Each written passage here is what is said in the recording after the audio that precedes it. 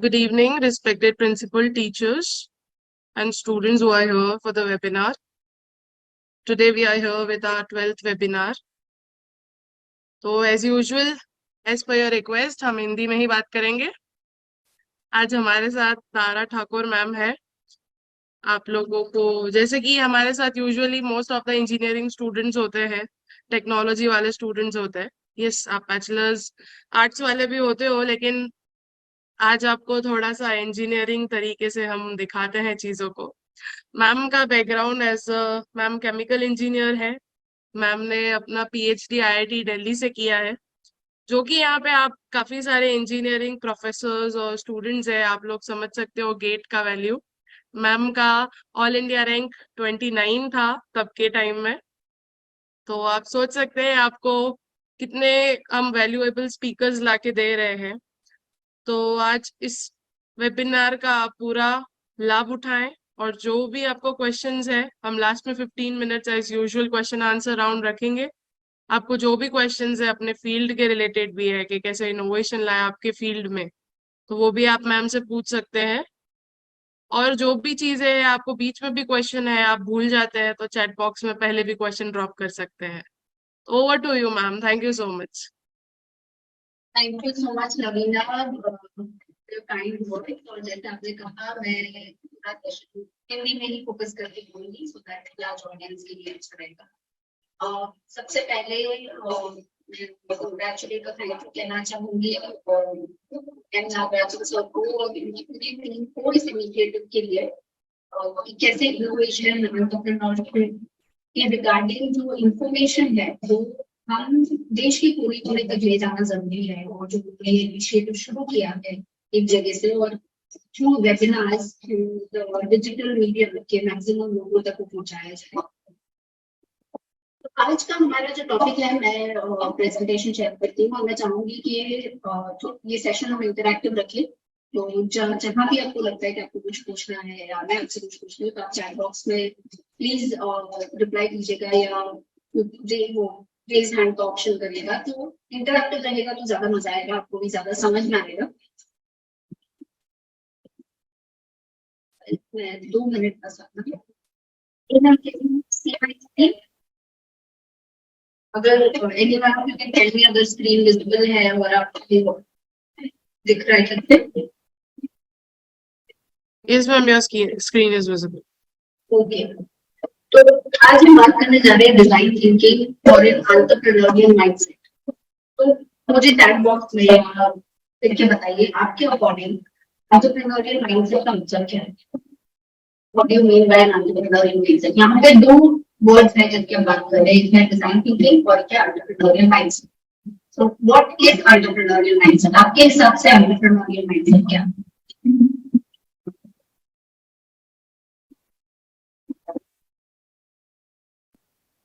Anybody, कोई भी student है, फैकल्टी मेंबर है, आपके हिसाब से what do you think entrepreneurial mindset है?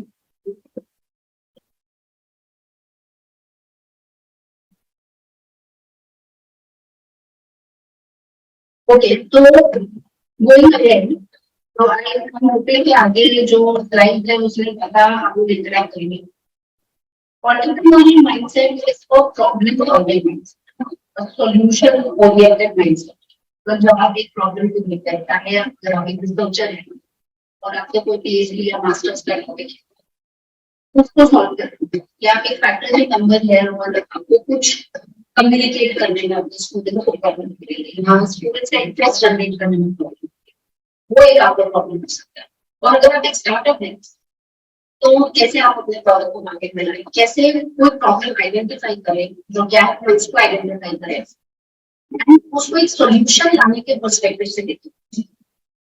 अगर day in and day out हम काफी सारे प्रॉब्लम्स हैं, अगर आप सोचेगा कॉलेज तक जाते हैं तो हर एक पॉइंट पे आपको कहीं ना कुछ ऐसा प्रॉब्लमेटिक लगेगा. बट समवन जिसका एक सॉल्यूशन ओरिएंटेड माइंडसेट है कि यहाँ पे एक अपॉर्चुनिटी है, जो एक प्रॉब्लम को अपॉर्चुनिटी की तरह देखता है, जिसको लगता है क्योंकि यहाँ पे एक गैप है that I can fill, where I can create a need. That kind of mindset is an entrepreneurial mindset. और अगर आप एक स्टूडेंट है, फैकल्टी है, पॉलिसी मेकर है, एडमिनिस्ट्रेशन में है, अगर ये एंटरप्रेन्योरियल माइंडसेट क्यों इस टर्म को कहते हैं, इसका रीजन ये है कि yes for a startup for an entrepreneur it is extremely important कि आप एक सोल्यूशन ओरिएंटेड माइंडसेट, क्योंकि ऐसा नहीं है कि आज मैंने प्रोडक्ट लॉन्च किया तो बस हो गया, लॉन्च सक्सेसफुल हो गया तो कोई प्रॉब्लम नहीं, it's not like that. Her stage पे कस्टमर बिहेवियर चेंज हो सकता है, मार्केट चेंज हो सकता है, कोविड जैसी कोई सिचुएशन आ गई बंद हो, तो एक प्रॉब्लम सॉल्विंग और एक सोल्यूशन ओरिएंटेड माइंडसेट होना चाहिए, and this goes for anyone. अगर मतलब आप किसी भी फील्ड में है, it is very important to cultivate, और डिजाइन थिंकिंग आपको एक कल्टिवेट करने के लिए how does it foster this mindset, कैसे आपको हेल्प करता है, so that is what we will discuss. Okay, I can see a lot of answers in the chat box already.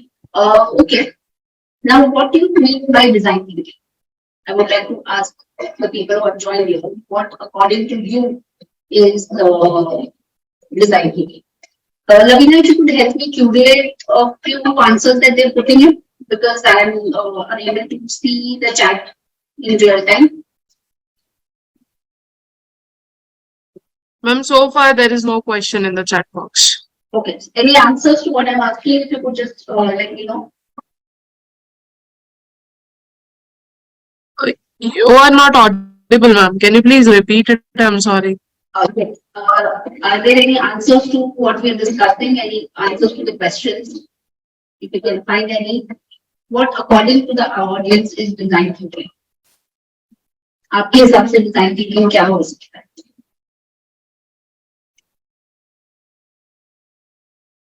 देखिए, कई बार क्या होता है, काफी सारे लोगों को ऐसा कंफ्यूजन होता है कि डिजाइन थिंकिंग इज समथिंग जो सिर्फ डिजाइनर्स यूज करते हैं, जो अपना प्रोडक्ट बनाते हैं, डिजाइन करते हैं, that is what is design. Design thinking is the way of doing things, और वो जरूरी नहीं है कि वो सिर्फ डिजाइनर्स के लिए। तो ये एक मिथ है, and today that is what we are going to discuss कि अगर मुझे एक एंटरप्रेन्योर की तरह सोचना है, अगर मुझे प्रॉब्लम सॉल्विंग माइंडसेट सेटअप करना है, तो मैं डिजाइन थिंकिंग प्रिंसिपल्स को अप्लाई करके ये कैसे कर सकती हूँ। So quickly moving forward,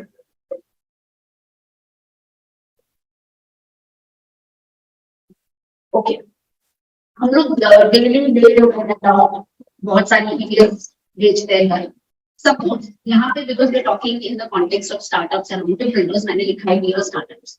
अब मान लीजिए कि आप कोई पॉलिसी मेकर है, या आपकी टीम मेंबर है, या कोई आपका जो भी बेनिफिशियरी, उसने आपको ये मेल किया, और अगर आप एक स्टार्टअप है तो किसी का आपको मेल किया है कि dear startup, you have skipped design thinking regards your customer.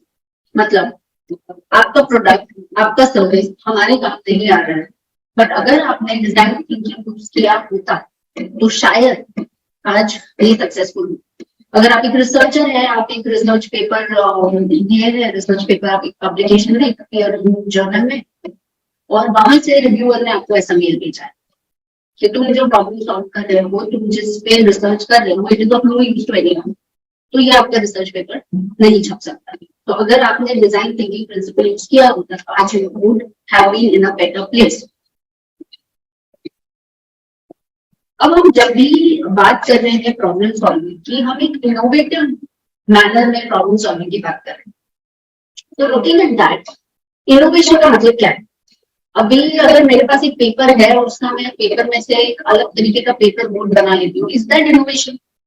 जब तक वो इनोवेशन इम्पैक्टफुल नहीं है, जो भी लार्जर सोसाइटी के लिए या जिसके लिए भी आप वो इनोवेशन क्रिएट कर रहे हो, अगर वो इफेक्टिव या इम्पैक्टफुल नहीं है, then there is no point in that innovation.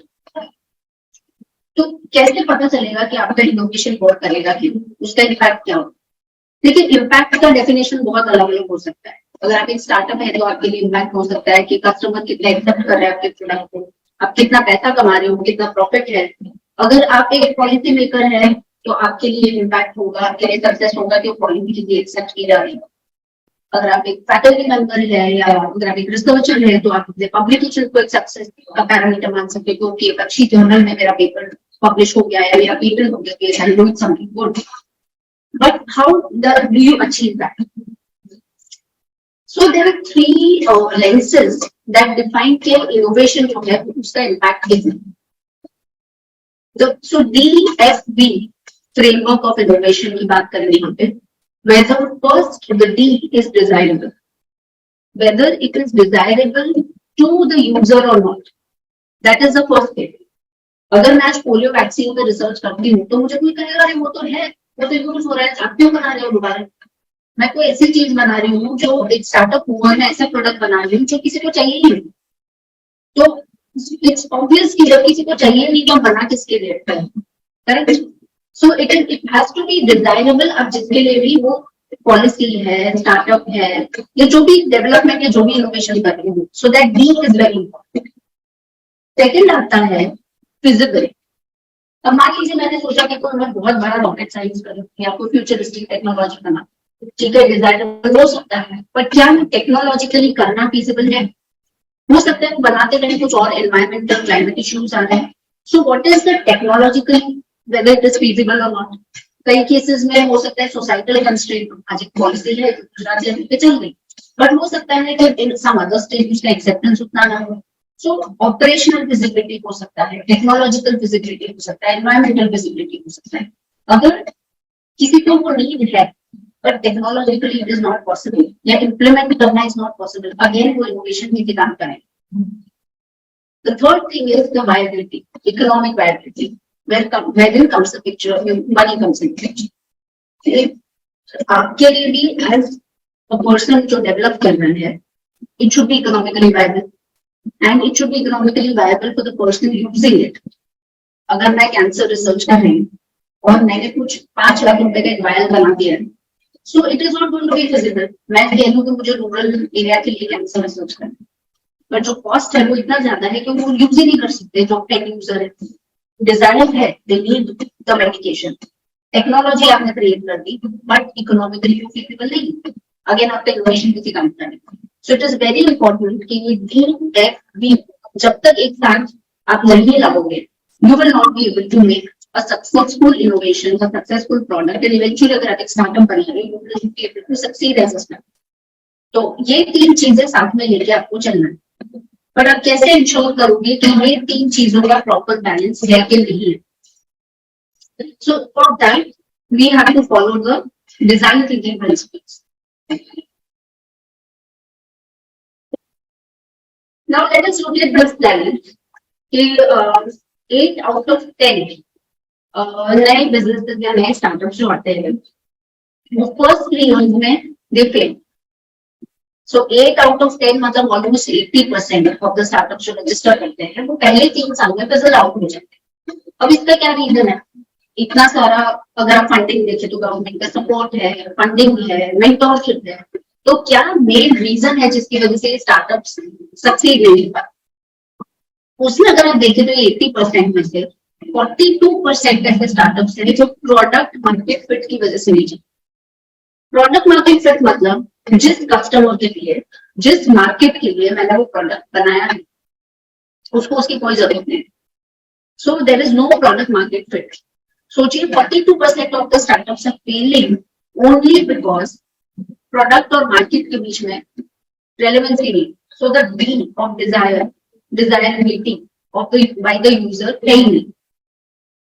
12% startups इसलिए फेल होते हैं बिकॉज प्राइसिंग और कॉस्ट इश्यूज है, विच मीन्स कि शायद डिजायरेबिलिटी है, लोग यूज भी करना चाहते हैं पर बहुत कॉस्टली है इसलिए वो यूज नहीं कर रहे हैं.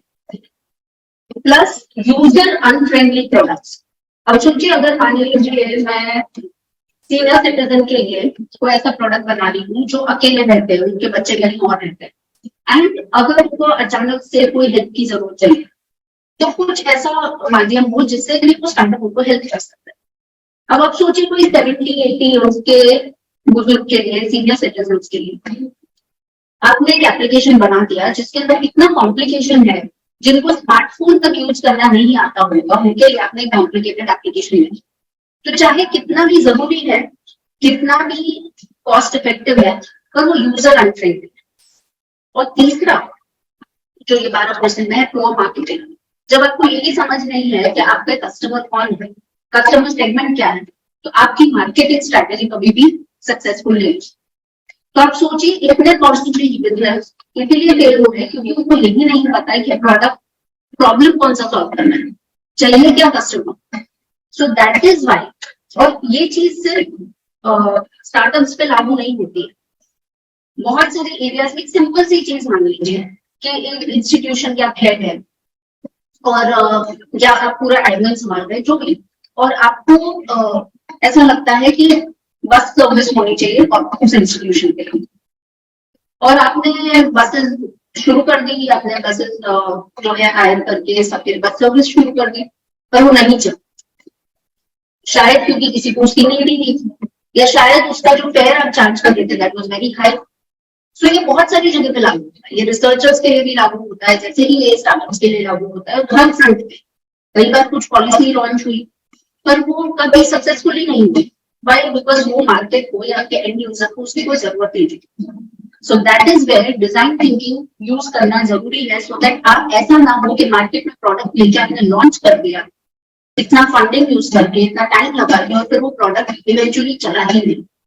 सो पहले जो दे से fail early fail fast, product को मार्केट में या सर्विस को मार्केट में ले जाने से पहले का जो टाइम है उसमें आप चाहे फेल होइए तो उसको इम्प्रूव करिए और फिर उसको मार्केट में लेके जाइए। सो हैविंग सेड दैट, सबसे पहला स्टेप जो डिजाइन थिंकिंग का है दैट इज एम्पैथी। अब एम्पैथी और सिंपैथी में that is a huge difference. Sympathy is जब मैं पिटी करती हूँ कि आपके साथ ऐसा हो गया, that is sympathy. Empathy is when I put my self in your position. मैं अपने आप को अपने कस्टमर या एंड यूजर की पोजिशन में रख के सोचती हूँ कि उनको क्या लगता है, तब मुझे जेन्युइनली समझ में आएगा कि what is their problem, what is the actual pain point, what is the actual need. जैसे आप यहाँ देख सकते हैं, this is to say, hey, I am the user, solve my problem, not yours. तो आज हम बैठ के आपको लगा कि ये मुझे ना एक हेल्थ केयर डिवाइस बनाना है या कुछ ऐसा हेल्थ केयर का बनाना है फॉर अर्ली डिटेक्शन ऑफ से सम फॉर्म ऑफ कैंसर। चलिए, सर्वाइकल कैंसर का मुझे एक डिटेक्शन डिवाइस बनाना है या कुछ अर्ली डिटेक्शन का कुछ सोल्यूशन निकालना है, सो दैट मैक्सिमम लोगों को पहले ही पता चल जाए और कैंसर डिटेक्शन अर्ली स्टेज पे। अब आपने अपने आप से ही एक डिवाइस बना लिया और फिर आपने सोचा कि मैं रूरल एरिया के विमेन के लिए बनाऊंगा क्योंकि उन लोगों को आइडिया नहीं होता इस बारे में। तो इस चक्कर में आपने एक डिवाइस बना दिया है और आपने उस डिवाइस का प्राइस भी कर दिया, बट देन आपको ग्राउंड प्रॉब्लम्स नहीं पता है। आपने सोचा कि जब मैं ये डिवाइस लेके जाता हूँ रूरल विमेन के पास, वो प्रोडक्ट आपका नहीं चला, आपने उसका मार्केटिंग भी किया पर शायद उन लोगों को पढ़ना ही नहीं आता था, पोस्टर बैनर्स भी नहीं पढ़ पाया, एप्लीकेशन यूज करना नहीं आता था। एंड आप जब उनके पास गए, वो ओपन अप होने को भी तैयार नहीं थे, उनको शायद समझ ही नहीं थी इस बारे में। सो आपने ये नहीं देखा कि वो एक प्रॉब्लम के साथ एसोसिएटेड कितने सारे प्रॉब्लम्स हैं। So it is also important कि एज अ स्टार्टअप कौन सा प्रॉब्लम आपको सॉल्व करना है। देखिए, eventually you also have to generate revenue. So what is that problem? एक नीड तो है, पर उस नीड को डिमांड में कन्वर्ट करना कि कोई उसके लिए पैसा दे, that is a different thing, and that will happen when you genuinely understand the need of the customer. How do you do that? How do you develop that mindset? And again मैं ये चीज बोल रही हूँ कि ये सिर्फ startups पे नहीं, ये हर एक इंडिविजुअल पे लागू होता है। जैसे मैंने अभी आपको एक बस का एग्जाम्पल दिया कि आपने अपने इंस्टीट्यूशन में सोचा कि बस सर्विस शुरू करना चाहिए। अगर आपने पहले सारे स्टेक होल्डर्स के, चलो फैकल्टीज को, स्टूडेंट्स को पूछा होता, एक गूगल फॉर्म ही सर्कुलेट कर दिया होता, तो आपको एक आइडिया आ जाता है कि वो कितना पे करने को तैयार है, वो कितने डिस्टेंस में रहते हैं। तो उस हिसाब से अगर आपने पहले उनका प्रॉब्लम समझा होता कि क्यों और क्यों नहीं वो उस बस सर्विस को यूज करना चाहिए।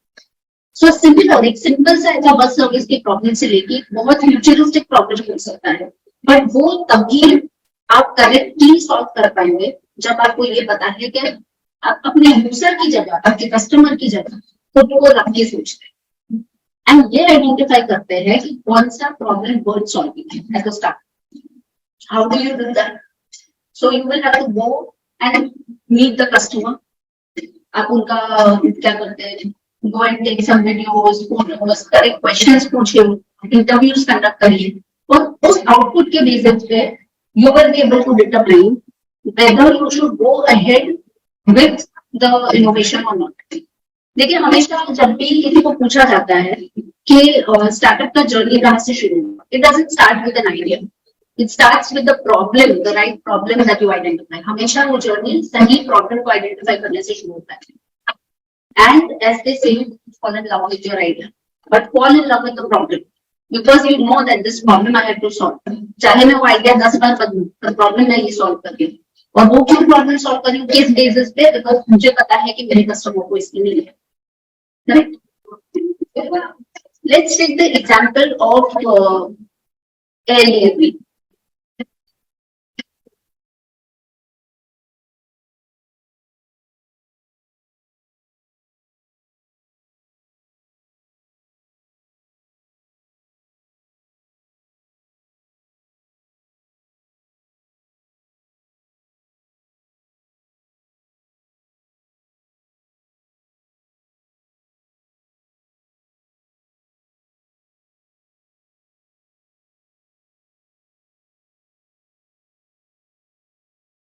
तो sorry I think some issue with the network.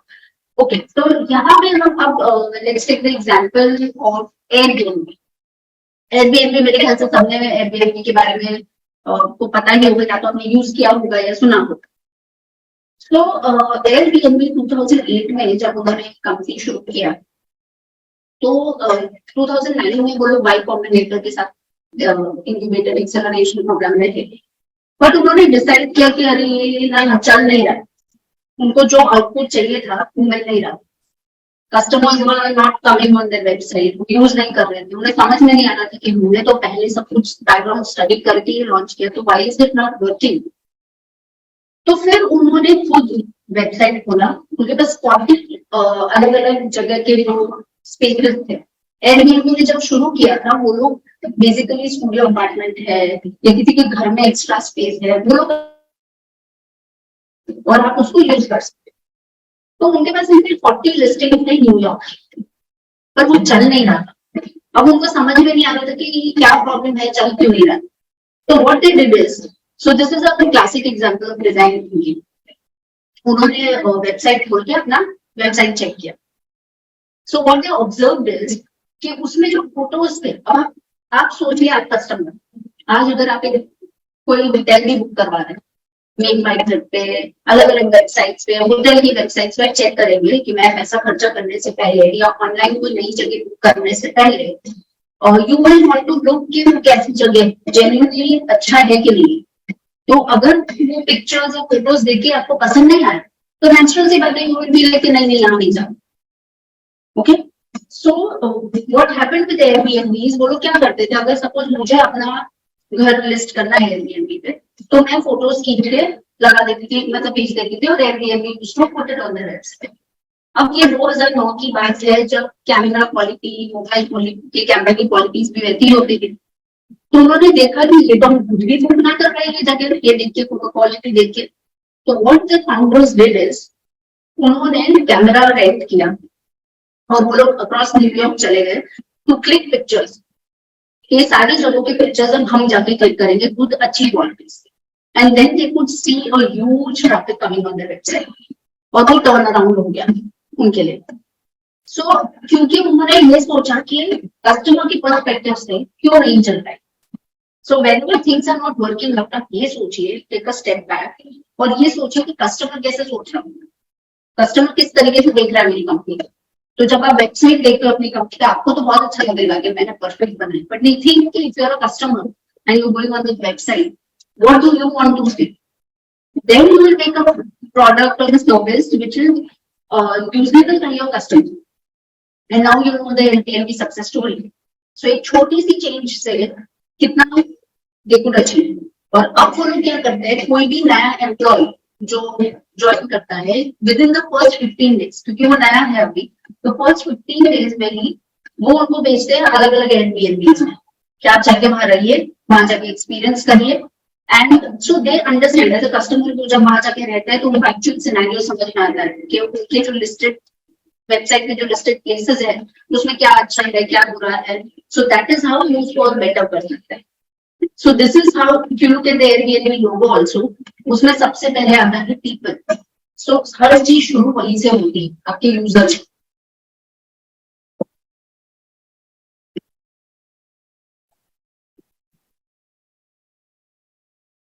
Okay, अब मैंने सारा डेटा कलेक्ट कर लिया। Now I have a lot of data with me. तो अब इस डेटा को यूज कैसे करूं? जब आप बहुत सारे लोगों से जाके क्वेश्चंस पूछे जो आपके कस्टमर हो सकते हैं, तो अब उस डेटा को ढंग से एनालाइज कैसे करूं जो मुझे समझ में आए कि मेरा कस्टमर सेगमेंट कैसा है, वो क्या सोचते हैं। अगेन मैं आपको एयरबीएनबी का ही एग्जांपल दे रही हूँ। वह आपको बनाना पड़ेगा उसके बाद एक empathy map. What is an empathy map?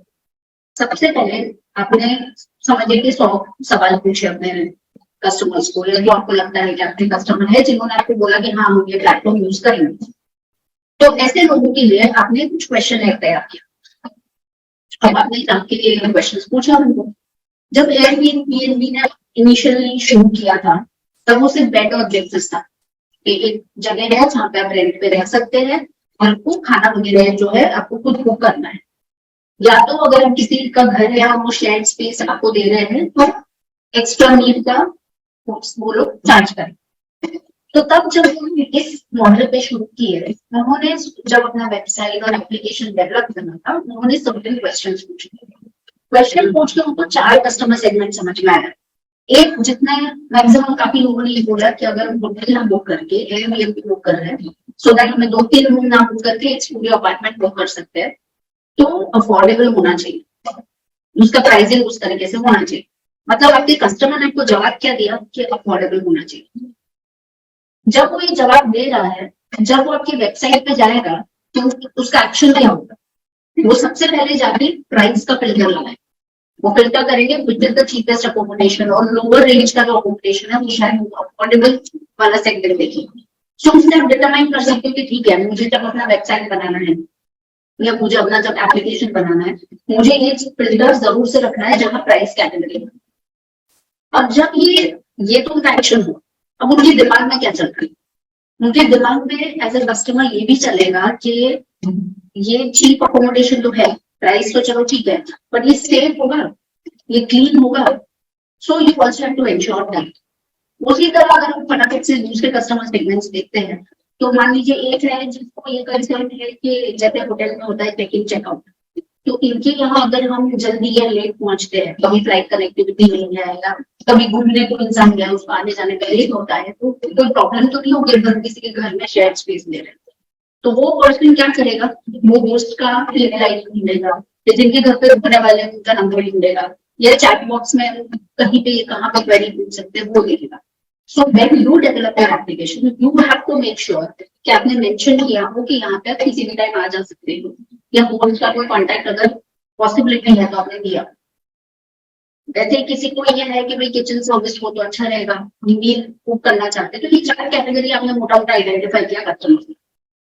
अब ये मील कुक करना चाहते हैं, मतलब वो जब प्रिंटर करेंगे तो वो ढूंढेंगे वैसी जगह जहाँ किचन है।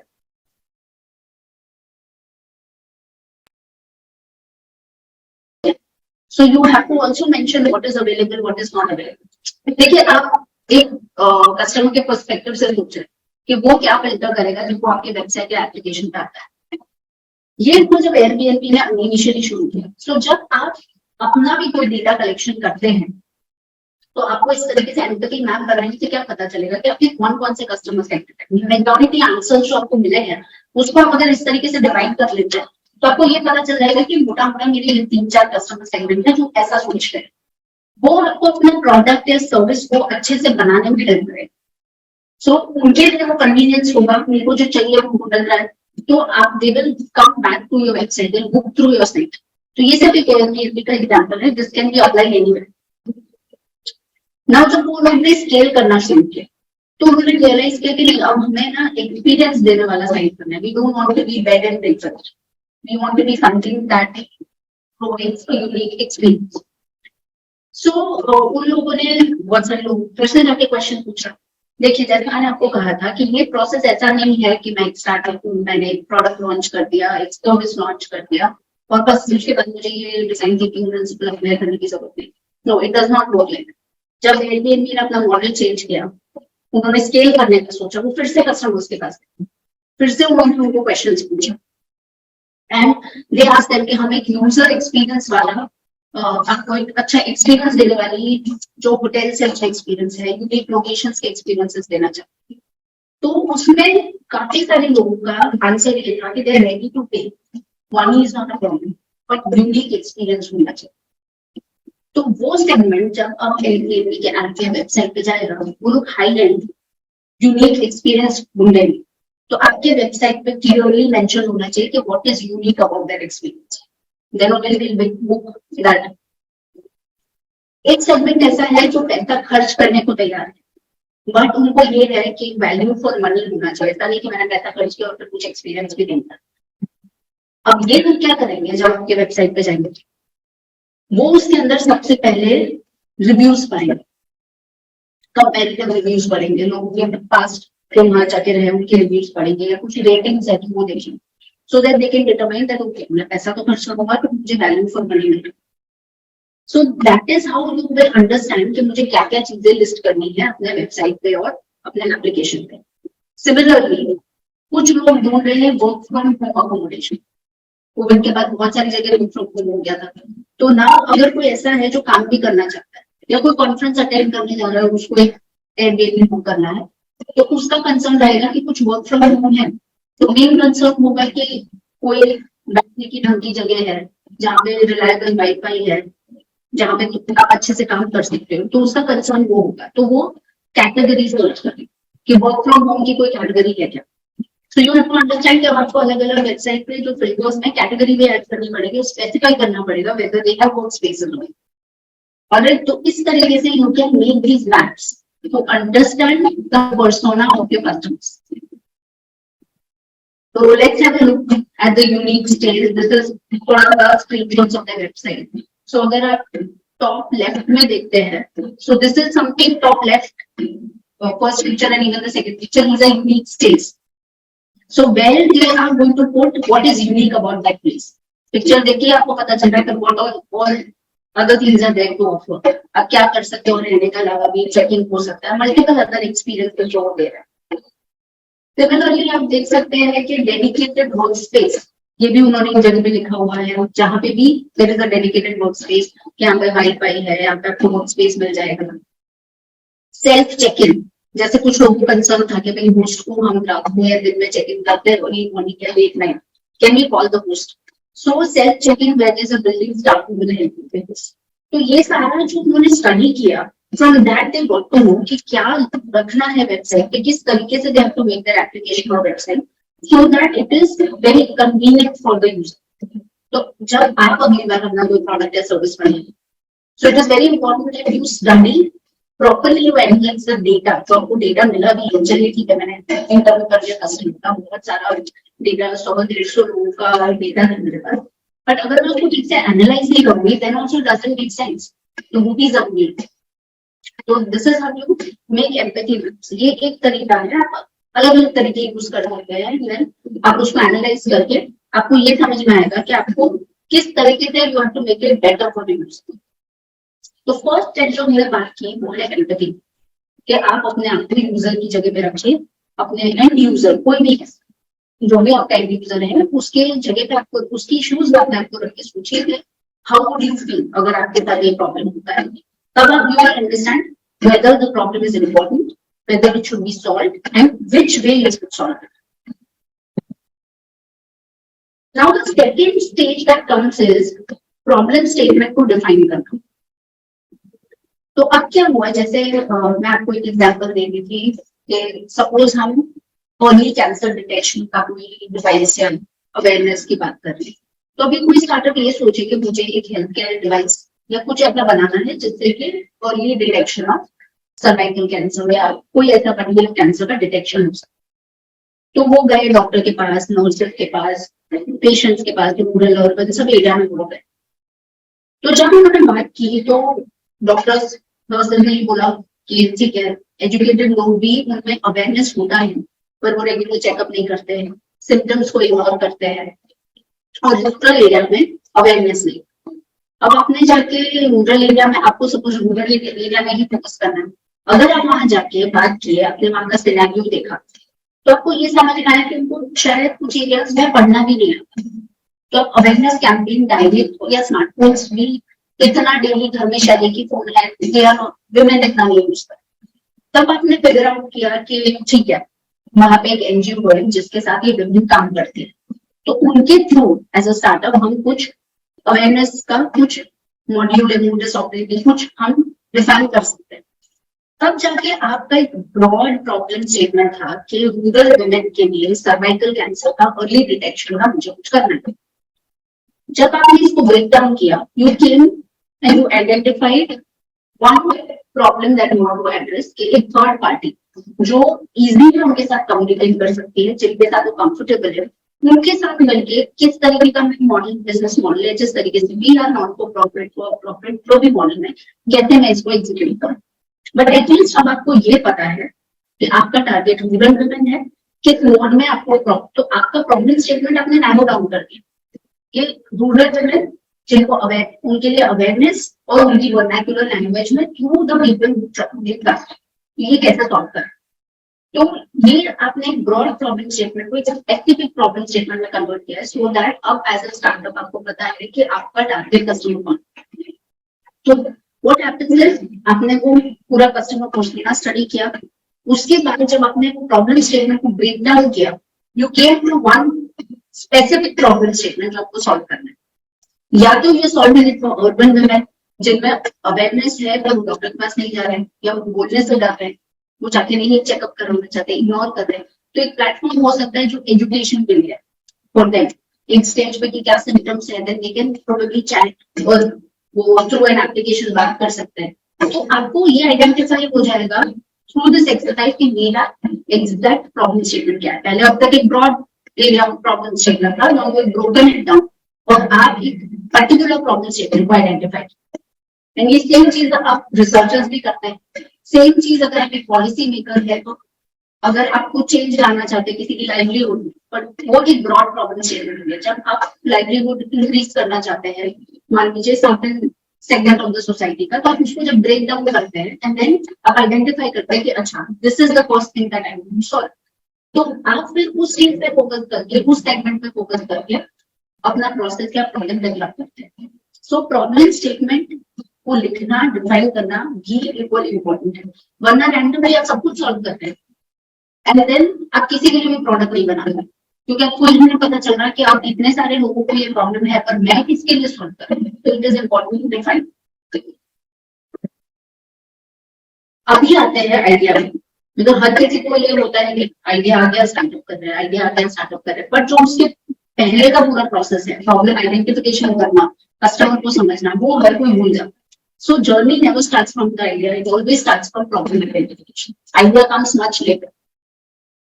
So ideation जब आपको करना है, अब आपने कस्टमर आइडेंटिफाई कर लिया, अब आपको प्रॉब्लम स्टेटमेंट भी आपने डिफाइन कर लिया, अब आपको सॉल्यूशंस निकालने हैं कि how do I solve this.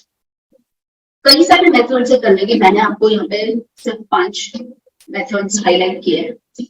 Very simple one of them is brainstorming. आपकी टीम है, मेंटोर से बैठ के आप लोग ब्रेनस्टॉर्मिंग कर रहे हैं कि जो भी प्रॉब्लम्स है उसका क्या क्या सोल्यूशन। से फॉर एग्जांपल एक ऑर्गेनिक स्किन केयर की ब्रांड है, तो इट्स एन ऑनलाइन ब्रांड, और उन लोगों का जो प्रोडक्ट है उन्होंने उनको लगा कि ठीक है, हमने कस्टमर सर्वे किया, प्रॉब्लम स्टेटमेंट और उन्होंने आइडेंटिफाई किया कि हम स्किन केयर प्रोडक्ट्स ही बनाएंगे जो ऑर्गेनिक, सिर्फ स्किन केयर के products, no other products.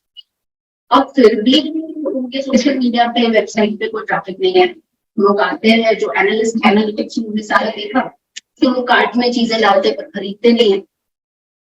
Then what is the reason for this?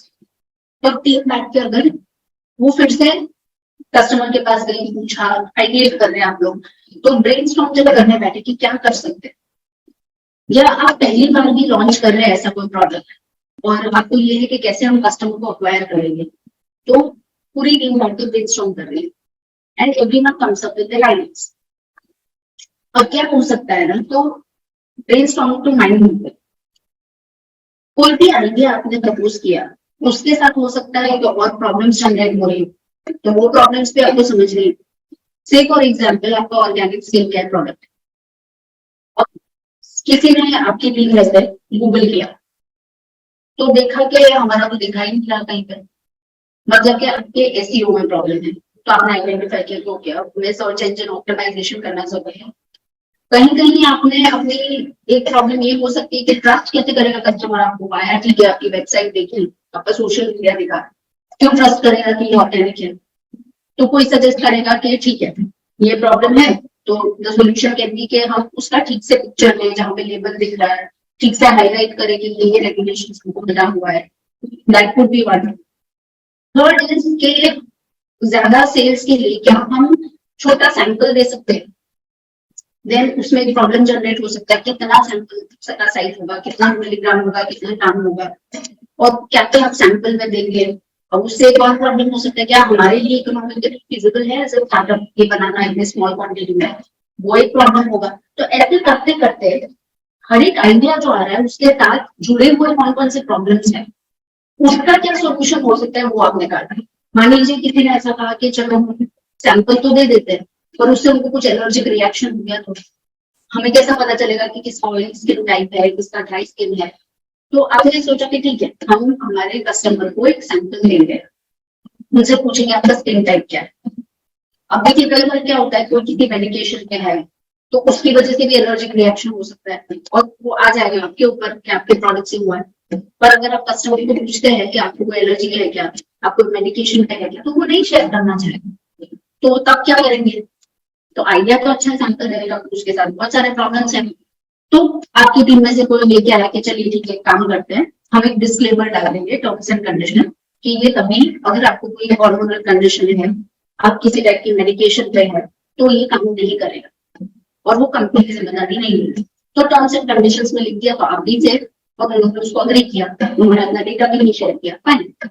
सो ऐसे करते करते जब आप माइंड मैपिंग करते हैं ब्रेन स्टॉर्मिंग के साथ करके, ठीक है ये आइडिया है, इसके साथ और कौन कौन से प्रॉब्लम्स आ सकते हैं, उसके साथ कौन से प्रॉब्लम्स आ सकते हैं करके आप फाइनली एक आइडिया तक पहुंचते हैं। सो that is how you do brain storming and mind. और कुछ तरीके मैं आपको दिखाती हूँ लाइक स्टोरी बोर्डिंग। कुछ केसेस में फॉर एग्जांपल आप एक एप्लीकेशन बना रहे, तो लेफ्ट हैंड साइड पे you can see that draw करके विजुअली बना के आप और आपके टीम मेंबर्स उसको ड्रॉ कर रहे हैं एंड देन आप उसके अंदर चेंजेस कर रहे हैं। सपोज किसी ने कोई एप्लीकेशन बनाना है तो उन्होंने इसको ड्रॉ किया है कि कहाँ से वो ऐप डाउनलोड होगा से लेके फाइनल डिलीवरी होने आने तक की तब तक। Then the team can keep suggesting नहीं मेन्यू का ध्यान में रखना है, कितने टैब्स रखना है। तो वैसे जहां जहां ऐसे केसेस में जहां ये पॉसिबल है, जरूरी नहीं है हर एक मैन्युफैक्चरिंग प्रोसेस या हर एक रिसर्च प्रोजेक्ट में ये एप्लीकेबल हो, पर जहां एप्लीकेबल है इस तरीके से भी आप आइडेंटिफाई कर सकते हैं। Then another process is de bono's 6 hats. अब कई बार क्या होता है कि वी डोंट वांट कि हम एक ही ऐसे तरीके से आइडिया को जो है एनालाइज करें। तो देयर आर 6 थिंग्स जो आपको ध्यान में रखनी चाहिए जब आप आइडिएशन कर रहे हैं। We will start first with the white hat.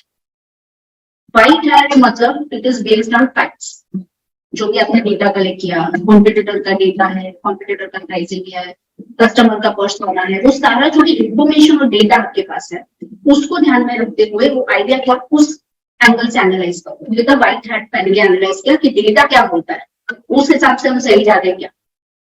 Second, gut feeling instant, कि अगर मैं कस्टमर की जगह पे कहीं को रखूं या मैं खुद अपने एक्सपीरियंस से मुझे क्या लगता है, ठीक है कि ये चलेगा नहीं चलेगा। सो आप उस एंगल से भी उसको स्टडी कर रहे हैं। थर्ड इज आपने येलो हैट, क्या क्या पॉजिटिव एस्पेक्ट है इस आइडिया के वो लिस्ट डाउन करके, yellow means it is bright, तो what is the bright side वो आपने एनालाइज करना और उस ब्राइट साइड के अगेंस्ट ब्लैक हैट पहन के आपने एनालाइज किया कि गलत क्या क्या हो सकता है। And after doing that with the green hat आपने क्रिएटिवली इनोवेट किया, कुछ सोल्यूशन लेके आए और फाइनली जो आपका कोर आइडिया था उसको रिफाइन किया और एक प्रॉपर सोल्यूशन के साथ आया। And blue hat is the entire ये प्रोसेस जो आप फॉलो करते हैं। सो आपने अलग अलग एंगल से अपने खुद के आइडिया को भी एनालाइज किया फर्दर सो दैट आप एक प्रॉपर रिफाइंड आइडिया लेके आ सकते। तो और भी बहुत सारे तरीके हैं, ये कुछ तरीके हैं जो आप यूज कर सकते हैं। One another thing that startups very frequently use is SWOT analysis, क्योंकि हम Airbnb की बात कर रहे हैं तो ये एक SWOT एनालिसिस है। Strength, weakness, opportunity and threat. तो एयरबीएनबी पहला ऐसा था, पर्सनल एडवांटेज मिला उसको क्योंकि पहली बार ऐसा कुछ लेके आए थे। बिजनेस मॉडल भी इनोवेटिव था, यूजर्स को एक्सपीरियंस दे रहा है। वीकनेस की अगर बात करें तो लीगल रेगुलेशन कभी भी चेंज हो सकता है।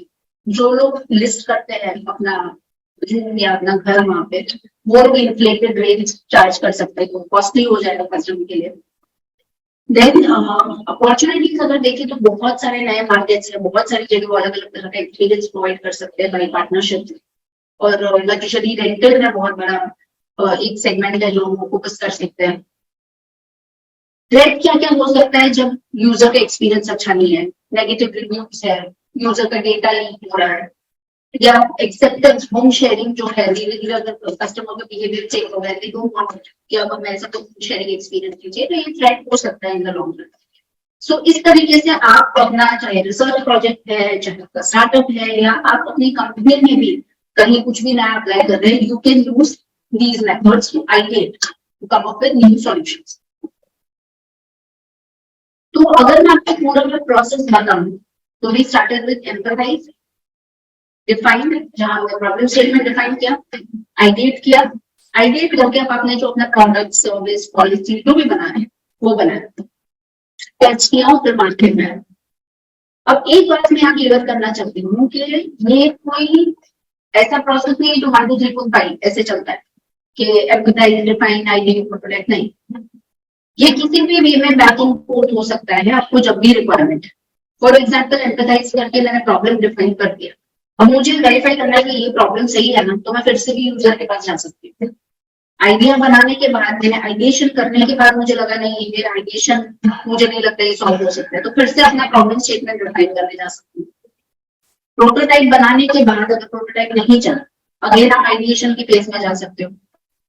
अगर प्रोटोटाइप चल रहा है आपके हिसाब से तो आप फिर से यूजर के पास जा सकते हो।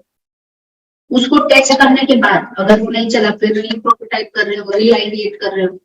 इम्प्लीमेंट करने के बाद भी हो सकता है कि कुछ एमवीपी स्टेज पे कुछ रिव्यूज ठीक से लाने के लिए आप फिर एम्पैथाइज वाले स्टेज पे जा रहे हो, तो आप कभी भी एक स्टेज से दूसरे स्टेज पे जा सकते हो। ये कोई 1 2 3 4 5 ऐसा नॉर्म नहीं है कि इसी वे में सिंगल फॉरवर्ड वे ही जाना है, ये बैक एंड फोर्थ होता है।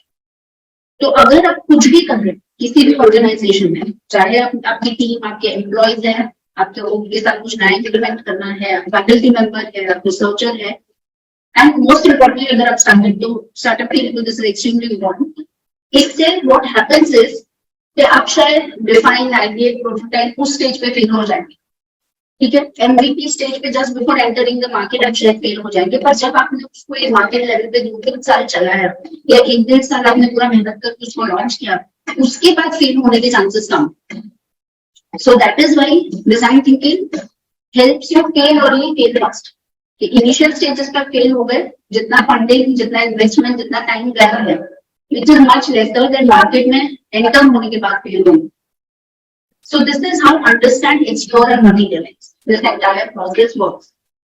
और ये एक entrepreneurial mindset जनरेट करने में हेल्प करता है। क्विकली मैं आपको दिखाऊंगी कि जैसे बिगिनिंग में मैंने बोला कि काफी लोगों को लगता है कि डिजाइन थिंकिंग मतलब वो डिजाइनर्स यूज करते हैं। It is not like that. It is not something सिर्फ न्यू प्रोडक्ट्स या न्यू सर्विस या फिर स्टार्टअप के लिए यूज होता है। कहीं पे भी किसी भी लेवल पे आप यूज कर सकते हो। अगर आपको लगता है कि हम टीम मीटिंग करते हैं, टीम मीटिंग में किसी को कोई इंटरेस्ट नहीं है, तब हो रहे, तो वो भी आपका प्रॉब्लम स्टेटमेंट हो सकता है।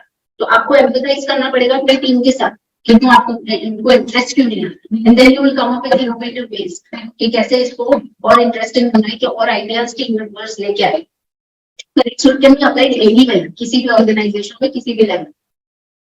Design thinking is a linear process. जैसे मैंने आपको कहा कोई 1 2 3 4 5 नहीं है, बैक एंड फोर्थ होता है। डिपेंड करता है कौन से स्टेज पे हो, आपका कौन सा स्टार्टअप है, प्रोडक्ट है, सर्विस है, पॉलिसी है, क्या आप नया कर रहे हो, क्या इनोवेशन है, उस पर डिपेंड करता है। कई लोगों का ये कहना है कि design thinking increases the chances of failure, मतलब एनकरेज करता है फेल होने के लिए, विच इज नॉट ट्रू।